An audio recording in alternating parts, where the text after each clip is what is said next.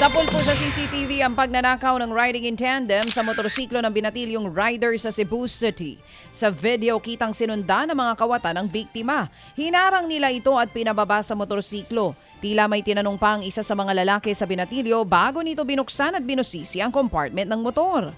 Ilang saglit pa mga kapatid, sinakyanan ng lalaki ang motor ng binatilyo. Sinubukan pa ng binatilyo na umangkas sa motor pero pinabababa at pinaglalakad na lamang. Ang kwento ng 15 taong gulang na biktima, nagpakilalang mga pulis ang dalawa. Bukod po sa motor, natangay din ng suspect ang wallet ng biktima na may lamang 700 pesos. Patuloy naman po ang investigasyon ng mga pulis sa pagtukoy sa mga salarin. Samantala pa rin po naman patay sa pamamaril ang isang senior citizen sa Santa Maria Isabela dahil po lamang sa alitan sa puno ng mangga.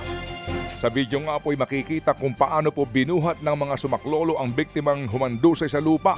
Ayon sa mga pulis, sinubukan pong angkinin ng suspect ang tinanim na puno ng mangga ng lola. Ito kasi sakop po ng pinaserving niyang lupa. Nahuli sa akto ang pamamaril ng suspect kaya agad siyang naaresto. Maharap sa kasong murder ang may gawa nito. Samantala, nauwi po sa disgrasya ang masaya sanang outing ng magkakaanak sa bayan po yan ng Maria Aurora sa Aurora. Ayon sa barangay, nawala ng kontrol ang driver pagdating sa pasulong na bahagi ng kalsada. Doon na po tumagilid at dumausdos ang truck. 15 ang sugatan pero lahat po sila'y nasa maayos ng kondisyon sa ngayon. Sugatan ang 60 taong gulang na lalaki matapos po namang tagain ng kanyang sariling anak doon sa Dingle sa Iloilo. Ayon sa mga pulis, sumugod po ang biktimang si Elias Erning sa bahay ng anak niyang si Elias Hill. Nakaiwas ang anak niyang tangka umano ng biktima na tagain ito gamit ang isang bolo. Pero gumanti ang anak at tinamaan sa dibdib ang biktima. Matagal na po raw na mayroon pong galit ang dalawa sa isa't isa. Nagkataon din pong nakainom ang dalawa nang mangyari ang krimen. Nahuli po namang kinabukasan ang suspect. Patuloy pa rin po sa pag-aalboruto ang Bulkang Mayon sa Albay. Sa video nakuha po ng FIVOX, kita ang pagdaloy ng uson sa Miisi Gully. Naitala rin po ang Rockwell Events. Ito na ang ika-150 araw ng pag-aalboruto ng Bulkang Mayon.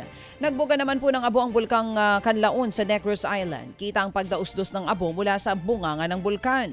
Umabot din po ang asupre sa Canlaon City. Nananatili naman sa Alert Level 2 ang bulkan. Mga kapatid, patuloy po kayong tumutok sa 105.9 True FM para sa totoong balita, impormasyon, music and entertainment. Mag-subscribe sa aming YouTube channel at podcast at sundan nyo kami sa Facebook, Instagram, X at TikTok sa True Network PH. Bisitahin din po ang aming official website, truefm.ph. At panoorin din kami sa True TV Signal, Channel 19. Kami po ang 105.9 True FM. Laging true sa'yo, kapatid.